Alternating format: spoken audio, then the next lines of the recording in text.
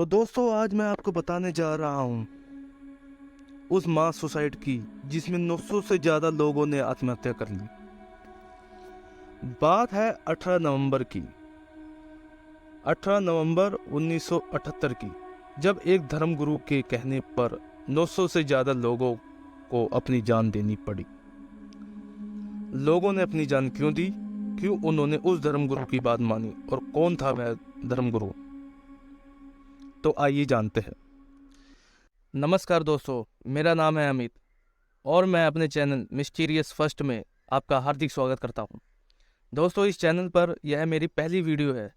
कृपया इस वीडियो को ज़्यादा से ज़्यादा शेयर करें, सब्सक्राइब करें, लाइक करें, जिससे कि मैं आपके लिए और भी अच्छी से अच्छी वीडियो ला सकूं। जिस धर्मगुरु के कहने पर 900 से ज़्यादा लोगों ने सुसाइड किया, जिसमें 300 से ज़्यादा बच्चे शामिल थे, उसका नाम है जिम जोन्स। जिम जोन्स का जन्म 13 मई 1971 को हुआ। जिम गुआना में जॉन्स टाउन में अपना शासन जबरदस्ती चलाने लगा था। टाउन में लगभग 1,80,000 तकरीबन लोग रहा करते थे। इन सब पर उसने अपनी अलग ही सरकार बना रखी थी, जहां वह खुद को उन सब का भगवान मानता था। वह जो चाहता था वहां वहीं होता था। वह चाहता था उसके टाउन में कोई अपना हस्तक्षेप ना करे और ना ही उसके टाउन का कोई भी व्यक्ति बाहर जा सके। शुरुआती दौर में जिम जोन्स ने कैलिफोर्निया के शहर में अपना एक चर्च स्थापित किया, जिसका वह फादर बना।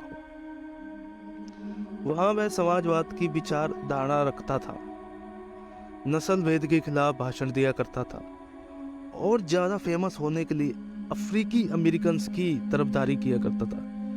क्योंकि दोस्तों उस दौर में गोरे लोगों का काले लोगों से बहुत मतभेद हुआ करता था, जिससे उसे अफ्रीकन अमेरिकन का बहुत समर्थन मिला। जिम खुद को गांधी, बुद्ध और लेनिन जैसे महापुरुषों का अंश समझता था। इसी प्रकार उसने बहुत सारे लोगों का समर्थन प्राप्त करने में कामयाबी हासिल कर ली, पर कैलिफोर्निया के कई लोग उसको सनकी मानने लगे। जिम की बहुत ज़्यादा आलोचनाएं होने लगी।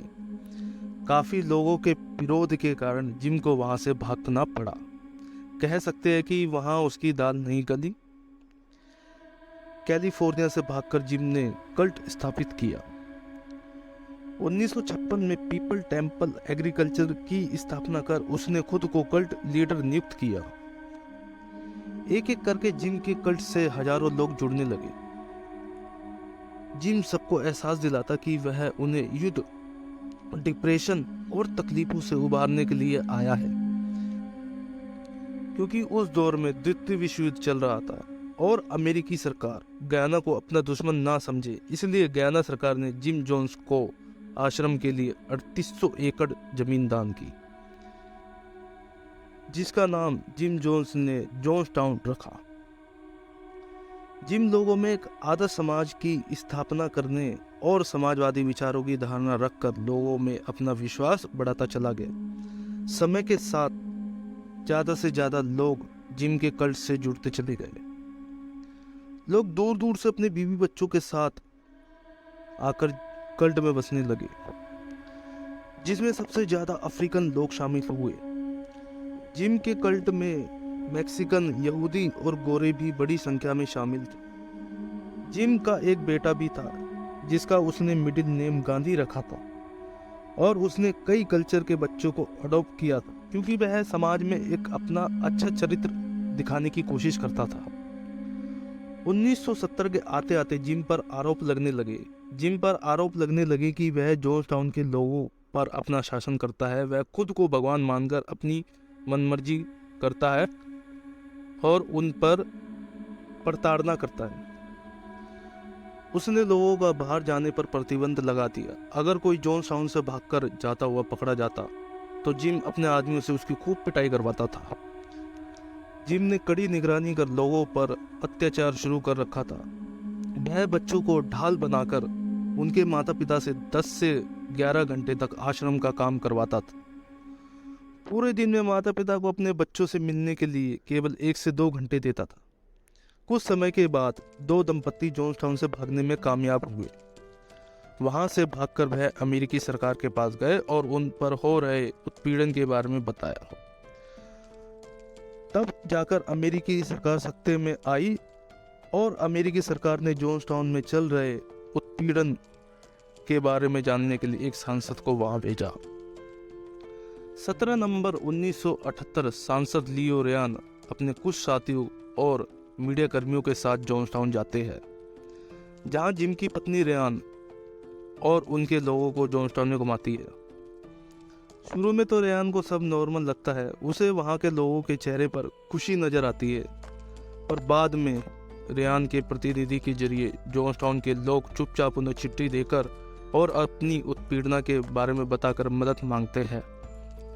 रेहान ये सब सुनकर वहाँ के लोगों के बारे में जानने के लिए जैसे ही और आगे बढ़ता है कि जिम को इन सब की खबर मिल जाती है। खबर मिलते ही जिम जोन्स अपने लोगों के जरिए रेयान और उसके साथियों पर हमला कर देता है। हमले में सांसद लियो रेयान के सभी 5 साथियों की हत्या कर दी जाती है, पर लियो रेयान वहां से भागने में कामयाब हो जाता है। जिम डर जाता है कि लियो रेयान भागकर अमेरिकी सरकार को सब कुछ बता न दे, इसलिए लियो रेयान हेलीकॉप्टर पहुंचकर उड़ान भरने ही वाला होता है कि जिम उसकी भी हत्या करवा देता है। अब जिम को पता होता है कि अमेरिकी सरकार उसके सांसद की हत्या की खबर पाकर चुप नहीं बैठी, इसलिए जिम जोन्स टाउन वासियों को एक बड़े मैदान में इकट्ठा कर अमेरिकी सरकार का डर दिखाकर कहता है कि अब अमेरिकी सरकार उनके और उनके बच्चों को जिंदा नहीं छोड़ेगी और ईश्वर के नाम पर आत्महत्या करने को कहता है। वह कहता है ईश्वर को शायद यही मंजूर है, इसलिए वह चाहता है कि हम सब उसकी शरण में चले जाए।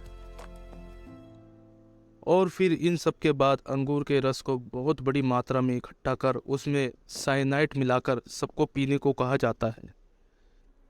जिम पहले जवान औरतों और फिर बूढ़ों को जूस में जहर पीने के लिए उकसाता है, और जो जहर में मिला जूस नहीं पीना चाहता तो वह उन्हें बच्चों को इत्यादि को जान से मारने की धमकी देकर पिलाता है। कई लोगों को उसने गन पॉइंट पर जबरदस्ती जहर पिलाया, जिसने नहीं पिया उसे जहर का इंजेक्शन दिया गया। हर जगह लोग तड़प तड़प कर दम तोड़ रहे थे, जिसकी एक ऑडियो रिकॉर्डिंग सामने आई, जिसे सुन सबकी रूह कांप गई। 909 लोगों में 300 से ज्यादा बच्चे शामिल थे।